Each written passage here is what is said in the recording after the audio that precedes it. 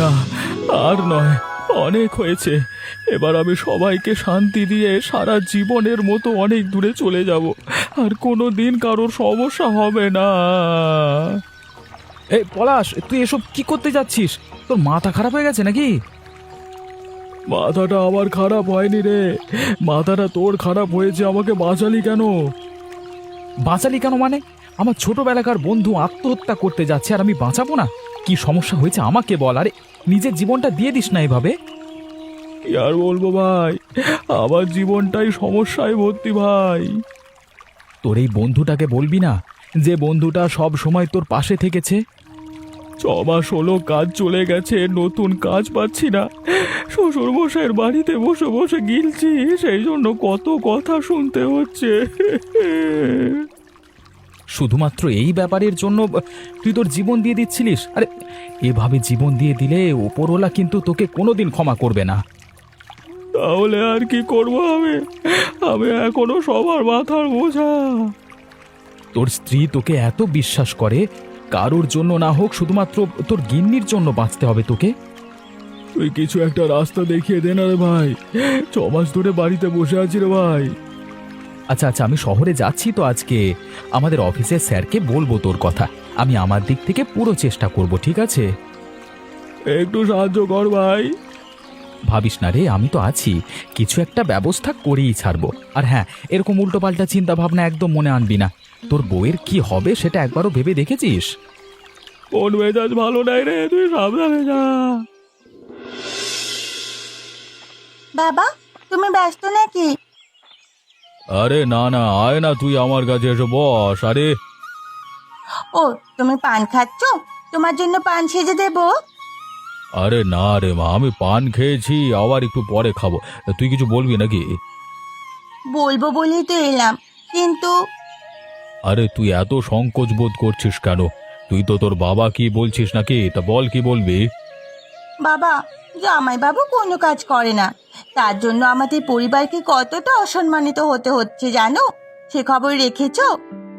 না না, কি হয়েছে বল আমাকে। আরে আমি তো কিছুই জানি না। কি হয়নি সেটা বলো। গোটা গ্রামের লোক ছি ছি করছে, আর আমার বান্ধবীরা তো আমাকে দেখতে পেলেই বলছে জামাইবাবুর জন্য আমাদের সকলের লজ্জায় মাথা কাটা যাচ্ছে। ওই মর্কটের কথা বলিস না তো, কাজ করবার কোনো মুরদ নেই, ঘরে বসে বসে খাইয়া যাচ্ছি আমি। ওটাই তো তোমায় বলছি গো, জামাইবাবুকে বলো একটা কাজ করতে। এভাবে চলতে থাকলে গ্রামে আমাদের সম্মান বলে আর কিছু থাকবে? সব তো ধুলোয় মিশে যাবে। আমি তো কবে থেকে এক কথা বলছি, তা ও নাকি চাকরি করবে, আমার ব্যবসা করবে না। তাহলে বাড়ি থেকে বের করে দাও, যতদিন না পর্যন্ত একটা কাজ জোটাতে পারছে খাওয়া দাওয়া বন্ধ করে দাও। এভাবে আরামে থাকতে থাকতে বাবু আয়েশি হয়ে গেছে। আচ্ছা, আমি দেখছি কি করা যায়। তুই বস, আমি দালানে গেলাম, তোর দিদির সাথে একটু কথা বলতে হবে। বাবা, কিছু বলবে নাকি? হ্যাঁ, অনেক কিছু বলবার আছে, এবার কিন্তু আমার কথাটা তোদের শুনতেই হবে। তুমি আগে বলো কি কথা। পলাশকে বল এবার একটা কাজ করতে। প্রায় 6 মাস হয়ে গেল আমি ঘরে বসিয়ে বসিয়ে খাওয়াচ্ছি। আমি আর পারবো না, না হলে আমার ব্যবসাটা সামলাতে বল। বাবা, ওকে আর একটু সময় দাও না। ওর ইচ্ছে শহরে বড় কোম্পানিতে চাকরি করে, সেরকম কোনো সুযোগ এখনো পাচ্ছেই না। যেটা বলেছি সেটা করতে বলবি। আমি আর বসিয়ে বসিয়ে খাওয়াতে পারবো না, লাট সাহেবের বেটা নাকি। কি হয়েছে গো গিন্নি, এত চেঁচামেচি কিসের জন্য? ওই যে এসে গেছে লাট সাহেব। আরে বলছি এবার কাজ করতে হবে তো, সেটা তুমি কি কাজ করবে আমি জানি না। শ্বশুর মশাই, আমাকে আর কটা মাস সময় দিন, দেখবেন আমি ঠিক একটা বড় কোম্পানিতে চাকরি পেয়ে যাব, সেখানে মাসে 1 লক্ষ টাকা মাইনে পাবো। আরে তোমার অবস্থাটা কেমন হয়েছে জানো তো? ছেঁড়া কাঁথায় শুয়ে লাখ টাকার স্বপ্ন দেখবার মতো ভিখিরির দশা। সে আবার বড় বড় বাতেল্লা মারছে। বাবা, মুখ সামলে কথা বলো। ও যাই হোক এখন আমার স্বামী, একদম অপমান করবে না। ও, স্বামীর জন্য দরদ একেবারে উথলে পড়ছে। স্বামীকে বল না নিজে রোজগার করে তোকে খাওয়াতে, কেমন পারে আমিও দেখব। হ্যাঁ করবে, আর আমাকেও ভালো রাখবে। এইভাবে অপমানিত হয়ে এখানে থাকার আর কোনো ইচ্ছে আমার নেই। এই যে তুমিও চলো, এই বাড়িতে আমরা আর থাকবো না। মাথা গরম করো না গিন্নি, আমার কথাটা শোনো। আমি কোনো কথা শুনতে চাই না। আমি আমার সিদ্ধান্ত নিয়ে নিয়েছি, তুমি চলো। হ্যাঁ হ্যাঁ, চলে যা। শেষ পর্যন্ত আমার কাছে আসতে হবে। ওই হারামজাদা আর অত মুরদ নাই যে তোকে খাওয়াবে, গেলাবে, কোটাবে। যা তো এখান থেকে, যত সব ঢং। বাবু, কি ব্যাপার, এত রাত্রে আমাকে হঠাৎ ডাকলেন যে? তোমাকে একটা কাজ করে দিতে হবে, তোমায় কিছুদিন আগে বলেছিলাম, মনে আছে? মনে পড়েছে, ওই দুলাল বাবুর ব্যবসাগুলো বন্ধ করতে হবে, তাই তো? তা টাকা এনেছেন? তুমি যত টাকা চেয়েছিলে তার থেকে দ্বিগুণ টাকা আছে, কিন্তু কাজটা যেন ভালোভাবে হয়ে যায়। টাকা যখন এনেছেন, কাজ একদম পরিষ্কারভাবে হয়ে যাবে, কেউ কিচ্ছু জানতে পারবে না। এই যে ব্যাগে পুরো টাকাটা আছে, 5 লক্ষ টাকা। এরপরেও যদি কাজটা ঠিকঠাক না হয় তাহলে কিন্তু দুজনেই ফাঁসবো। ইমরান থাকতে ভয় করছেন কেন? কত কাজ সাল্টে দিলাম। আরে টান্টু মেরে সান্টু করে দেবো, দেখুন না। এবার দেখবি রে দুলাল, আমার সাথে শত্রুতা করবার কি পরিণাম। আমার থেকে বড় ব্যবসা, হ্যাঁ? তোর এতই অহংকার, এক রাতের মধ্যেই অহংকার ভেঙে চুরমার করে দেবো, মুচকে দেবো একদম। ওই কথায় আছে না, যেমন কুকুর তেমন মুগুর। ঠিক আছে ঠিক আছে, অনেক রাত হলো, এবার আমি বিশ্রাম করব, তুমি যাও কাজে লেগে পড়ো। ঠিক আছে, আসি তাহলে। ভালো থাকবেন। হ্যাঁ, কালকে সকাল সকাল আপনার কাজ হয়ে যাবে। আমার সম্মানে হাত দিয়েছিস দুলাল, তোকে আমি সর্বশান্ত করে ছাড়বো। 5 লাখ টাকা এমনি করতে খরচ করিনি, এমনভাবে ফাঁসাবো না পারবি বের হতে, না পারবি অন্য কিছু করতে। হ্যাঁ, আমি জানতাম না আমার বাবা এত খারাপ হবে। কেন যে আমায় জন্ম দিয়েছিল। গিন্নি, তুমি কেঁদো না গো। আমি তো তোমার সাথে আছি। ঠিক কিছু না কিছু একটা উপায় হয়ে যাবে। কিন্তু তুমি যে চেয়েছিলে চাকরি করবে, শহরে বড় অফিসার হবে, তোমার সে স্বপ্ন আর পূরণ হলো না গো। এই সবকিছু শুধুমাত্র আমার জন্য হয়েছে। না গো গিন্নি, আমি ভুলে গেছিলাম আমি ছেলে মানুষ। ছেলেদের অত স্বপ্ন দেখতে নেই। এবার আমি যা হোক করে টাকা পয়সা উপার্জন করব, সংসার চালাতে হবে তো। কিন্তু আমরা থাকবো কোথায়? আর তুমি বা কি কাজ করবে? এই যে কুঁড়ে ঘর, এখানেই দিন কাটাতে হবে। তুমি থাকতে পারবে তো? তোমাকে আমি খুব ভালোবাসি গো। তুমি আমাকে যেখানে থাকতে বলবে আমি সেখানেই থাকতে রাজি। তুমি কান্নাকাটি বন্ধ করো। এই কুঁড়ে ঘর আজকে থেকে আমাদের বাসস্থান, আর এই নদী হলো আমাদের রুজি রুটির জায়গা। তার মানে তুমি মাছ ধরবে? আমার দ্বারা যখন অন্য কিছু সম্ভব না, তখন এটা দিয়েই শুরু করি। ওপরওয়ালা চাইলে আরো অনেক উন্নতি করতে পারবে। কি আর বলবো, সবকিছুই হয়েছে আমার জন্য। আমারই পোড়া কপাল। গিন্নি, চোখের জল মোছো। আমি তোমাকে কাঁদতে বারণ করেছি তো। আমি আছি তো তোমার সাথে। তুমি আমার জন্য নিজের স্বপ্নকে বিসর্জন দিলে। সত্যিই তুমি খুব মহান। তুমি আমাকে ভালোবেসে তোমার বাবার অত বড় বাড়ি ছেড়ে বেরিয়ে এলে। আমারও তো কর্তব্য দুবেলা দুমুঠো ভাত তোমার মুখের সামনে এনে দেওয়া। আমার বাবাকে তুমি দেখিয়ে দাও, তুমিও কিছু করে দেখাতে পারো। বাবার বড্ড বেশি অহংকার। এগে, আমার বাড়িতে পুলিশ কেন? আমরা সাধ করে আপনার বাড়িতে আসিনি। আপনার বেআইনি কাজকর্মের জন্য আপনার সমস্ত ব্যবসা বন্ধ করা হয়েছে, এই হচ্ছে আদেশনামা। কি? আমি বেআইনে কাজ করেছি? আপনার মনে হচ্ছে কোথাও এটা ভুল হচ্ছে। আমি এমন কাজ করি না। থাক থাক, আর বলতে হবে না, আমি সবই জানি। আপনি যখন সবই জানেন তাহলে আমাকে বলছেন কেন? আপনাকে ফাঁসানো হয়েছে, আর এই ফন্দি থেকে বেরোতে পারবেন না, বুঝলেন? ছি ছি ছি ছি, আপনি পুলিশ হয়ে এমন কাজ করছেন? আরে পুলিশ টুলিশ আমি জানি না, আমি শুধু টাকা বুঝিবে। 5 লক্ষ টাকা, আহা, আমার 2 বছরের বেতন একেবারে হাতে চলে এলো এলো। আপনি এত নীচ মানুষ! আমার এত বড় ব্যবসার সাম্রাজ্য এক মুহূর্তে নষ্ট করে দিলেন। আপনি আবার এত বড় ক্ষতি করে দিলেন। দেখুন, আমি ওসব কারোর মায়া দয়া ভাবি না। এই পৃথিবী বড়ই নিষ্ঠুর। এখন শুভেন্দু বাবু ভালোভাবে ব্যবসা করবে আর আমাকে ভাগিদার দিয়ে যাবে। আমি আপনার পায়ে পড়ছি, দয়া করে এমনটা করবেন না। আমি ধনে প্রাণে শেষ হয়ে যাব। হ্যাঁ, আমি ষড়যন্ত্র থেকে আপনাকে বের করে দেব, তবে আমার আপনার অর্ধেক সম্পত্তি চাই। না না, আমি আপনাকে কখনোই দেব না। তাহলে মরুন, আমি আর কিছু করতে পারছি না। যেদিন আমাকে সম্পত্তিটা দেবেন সেদিন আপনার ব্যবসা বাণিজ্য সবকিছু আবার ভালোভাবে চলবে।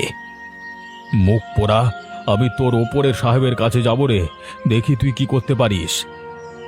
আরে শান্তন শান্তন, সবাইকে টাকা খাইয়ে তো কাজটা করছি। কেউ আপনার একটা কথাও শুনবে না। চলি তাহলে, হ্যাঁ, টাটা। মাছ নিয়ে যান, তরতাজা মাছ, টাটকা টাটকা রুই, কাতলা, মৃগেল। এই যে বাবু, এইদিকে এসো তো দেখি। বাবু, আপনাকে কি মাছ দেবো বলুন? মাছ কিন্তু একদম টাটকা, এইমাত্র নদী থেকে ধরে নিয়ে এসেছি। হ্যাঁ, দেখে তো মনে হচ্ছে টাটকা মাছ। তা আমাকে তাহলে একটা বড় দেখে রুই মাছ দিয়ে দাও তো। বাবু, এই রুই মাছটা দেখুন, আমার হাঁড়ির সব থেকে বড় রুই মাছ, বেশি দাম নয়, 10 টাকা দাম মাত্র।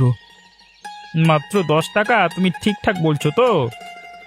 হ্যাঁ হ্যাঁ, আমি ঠিকঠাকই বলছি, মাত্র 10 টাকা। আমি গ্রামবাসীদের সস্তায় মাছ খাওয়াচ্ছি। আচ্ছা, তোমায় কোথায় দেখেছি মনে হচ্ছে। হ্যাঁ, মনে পড়েছে, তুমি তো এই দুলাল বাবুর জামাই, ঠিক বললাম তো নাকি? আপনি ঠিকই বলেছেন, আমি ওনারই জামাই।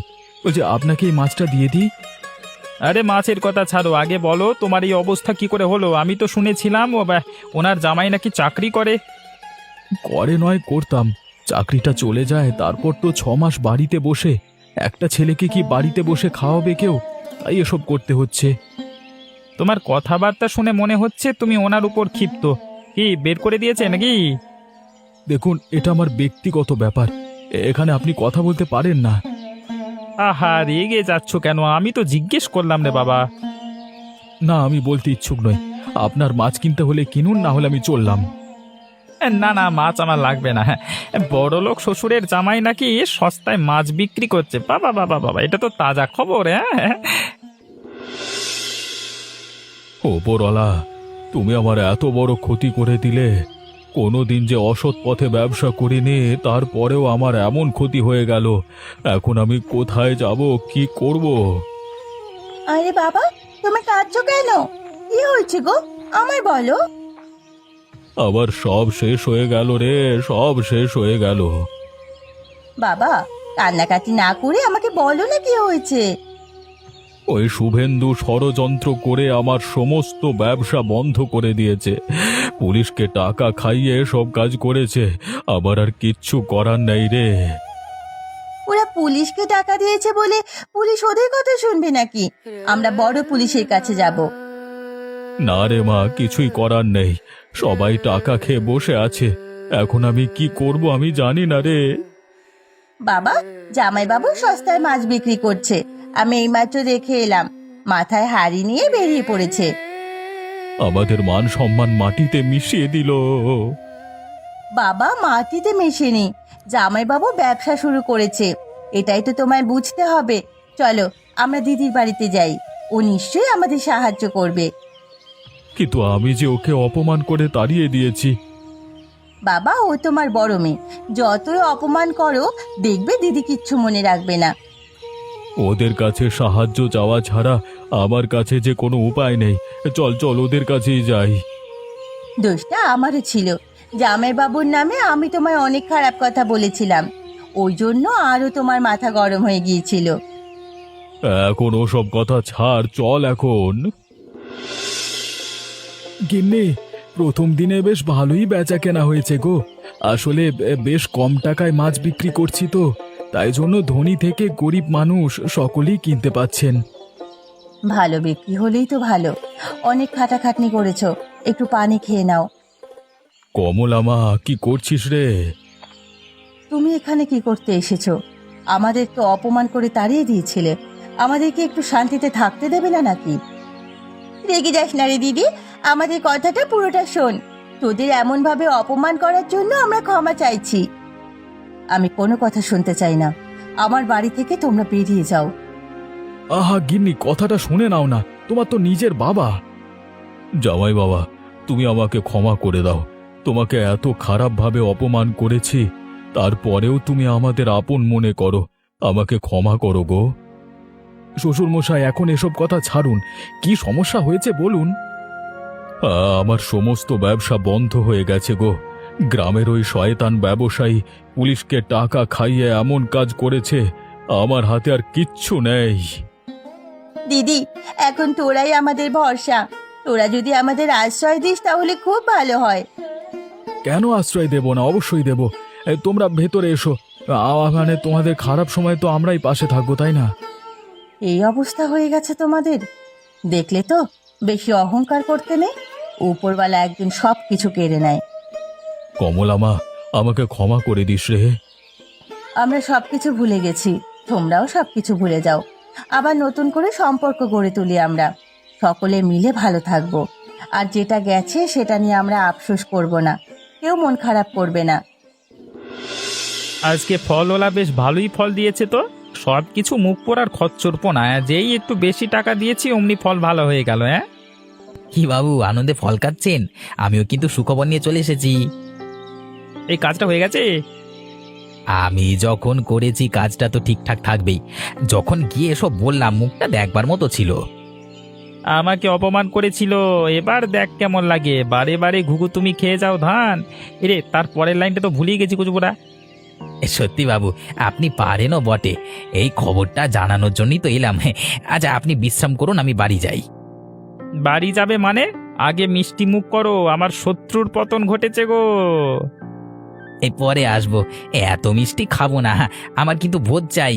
এখন আমার যাওয়ার অনুমতি দেন, বাড়িতে সবাই চিন্তা করবে।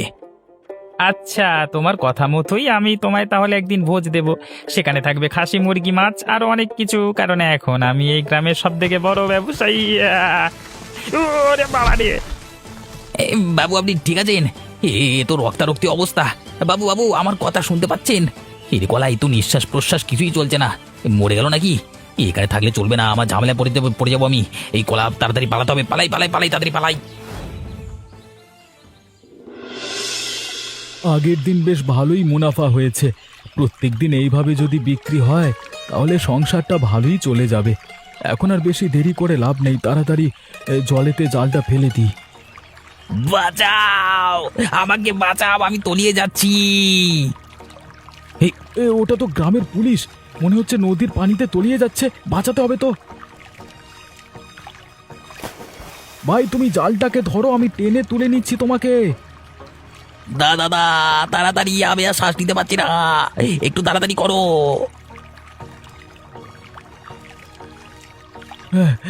এখন আপনি ঠিক আছেন? কোনো অসুবিধা হচ্ছে না তো?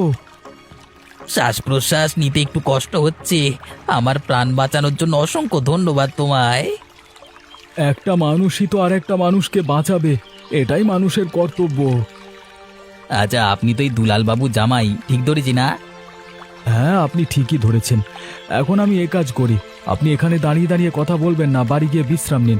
আপনার বিশ্রামের প্রয়োজন। শ্বশুর মশাই, আমি এত বড় ক্ষতি করলাম আর জামাই আমার প্রাণ বাঁচালো। কেন যে আমি ক্ষতি করতে গেলাম?